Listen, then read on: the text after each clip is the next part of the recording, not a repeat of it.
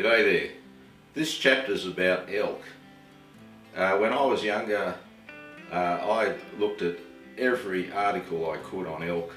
I just loved the look of elk, and I loved the hunting articles that I read from overseas.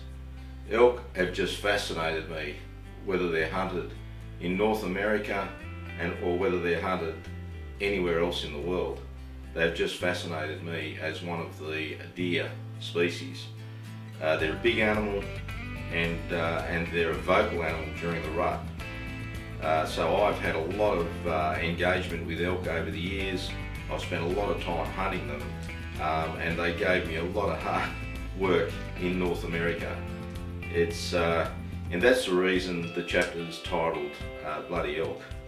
I hope you enjoy it, and as you'll see, I eventually ended up in Mongolia for my elk, and hope you enjoy this short clip on elk hunting in Mongolia.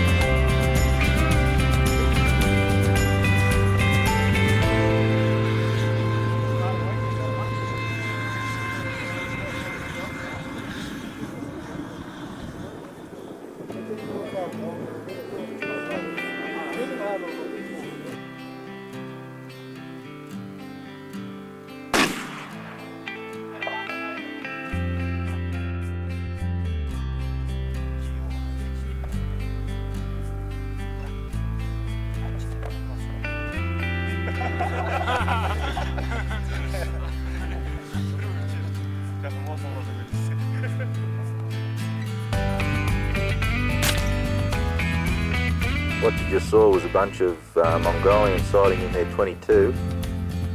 Now this is an old Blitz truck that brought a lot of the gear here.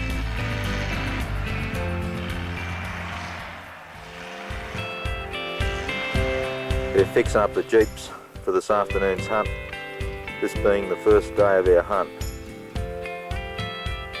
Seen a lot of elk, seen a couple of good bulls. So we hope to go out this afternoon.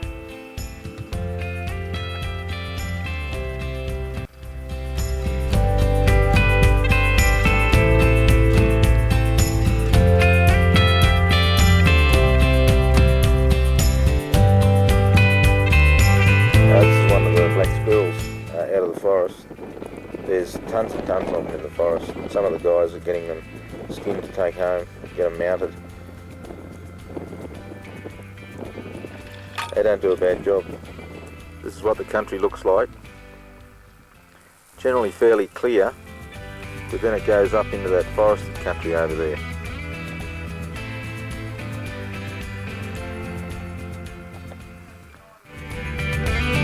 There's more forested country right across from the camp where I'm standing. As you can see, it's coming into autumn, and all of these firs are all deciduous firs.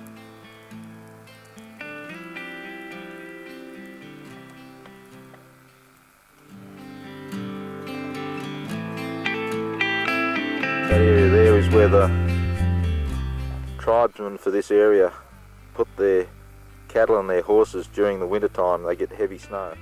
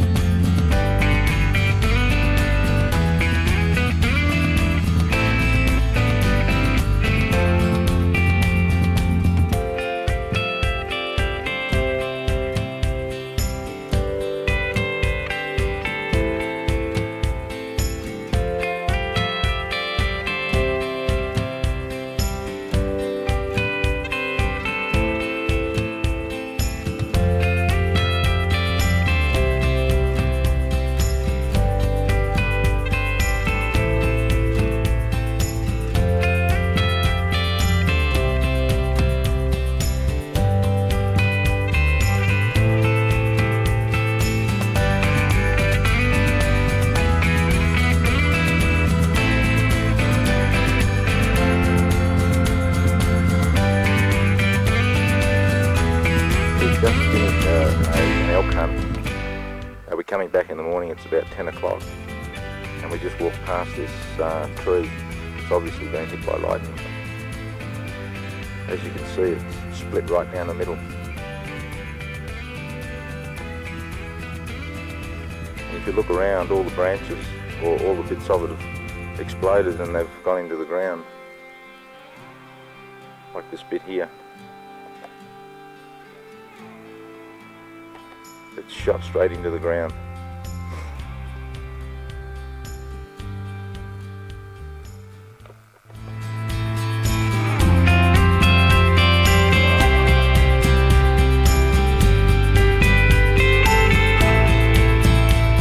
Beautiful country in autumn. It's a different area than what originally we were hunting in.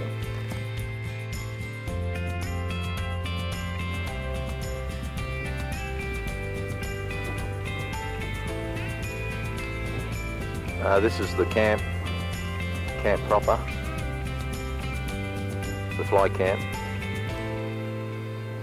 I only spent one night here and we saw a couple of good bulls and some of the other guys saw a bull. This is our tent, simple tent, works. Quite comfortable.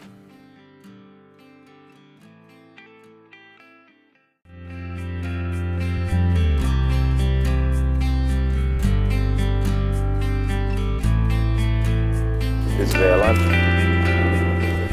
Boiling up. Bloody Elk. Yep.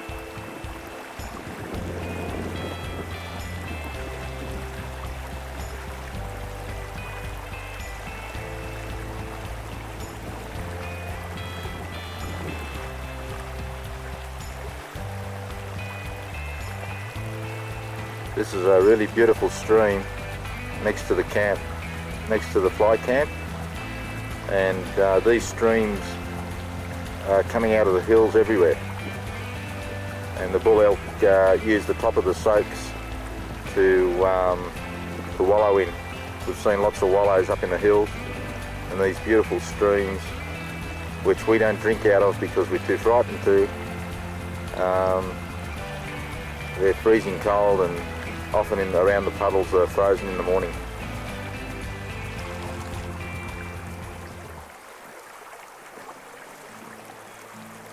There's Mark having a bit of a wash after a hard morning out.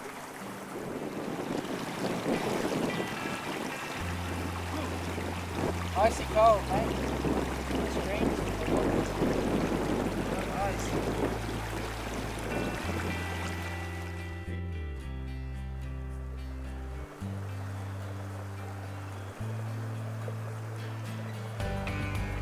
Most of this country is about, rises to about 2,000, 2,500 metres. We're at about 1,750 metres down at the river here, and but most of the elk are at about 2,000 metres. That's where you see most of the elk. That's about, that's over 6,000 feet.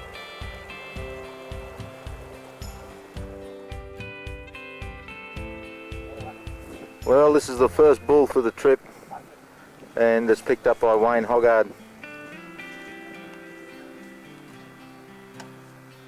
Nice 6-point bull.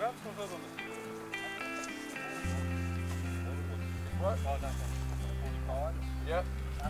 Hey, matey.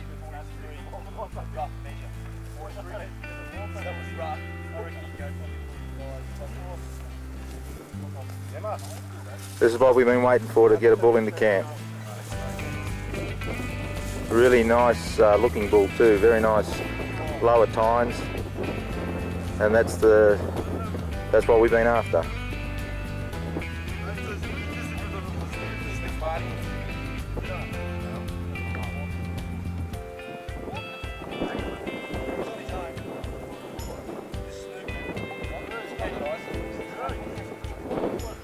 Quite a nice wide head too.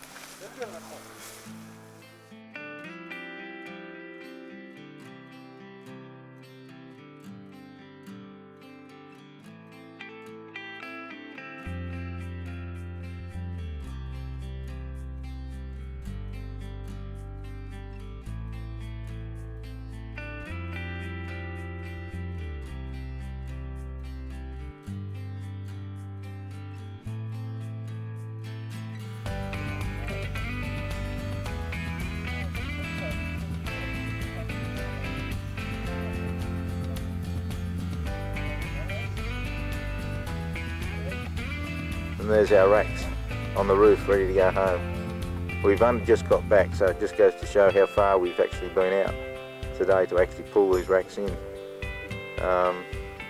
Probably close to 9 hours in the field, 10 hours.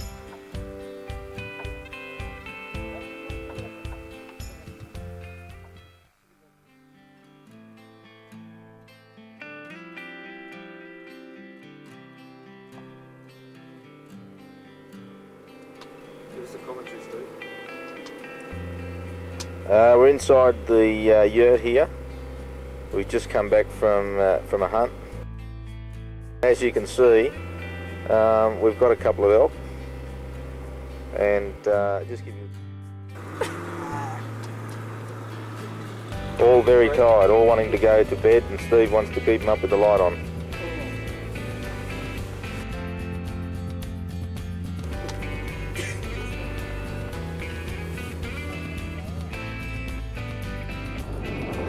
They're the head so far, and Mark's still out trying to get ahead. So we've got 5 heads there, all 12, one 13-point head.